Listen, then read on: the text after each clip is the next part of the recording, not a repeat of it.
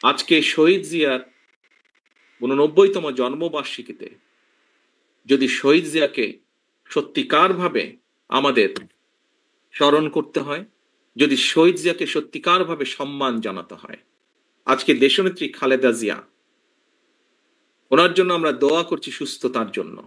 কিন্তু দেশনেত্রী সবচাইতে খুশি হবেন, দোয়া তো আছেই, কিন্তু উনি যখন দেখবেন যে জনগণ সমর্থন দিয়েছে বিএনপির প্রতি, আমি তো মনে করি সবচাইতে বেশি খুশি উনি সেদিন হবেন। এবং দেশনেত্রী খালেদা জিয়ার সৈনিক হিসাবে আপনাদের উপরে সে দায়িত্ব বর্তায়। সহকর্মীবৃন্দ, আমরা কে ছোট নেতা, কে গ্রামের নেতা, কে ইউনিয়নের নেতা, কে বড় নেতা, কে বিভাগীয় নেতা, কে কেন্দ্রীয় নেতা, বিষয় এটি নয়।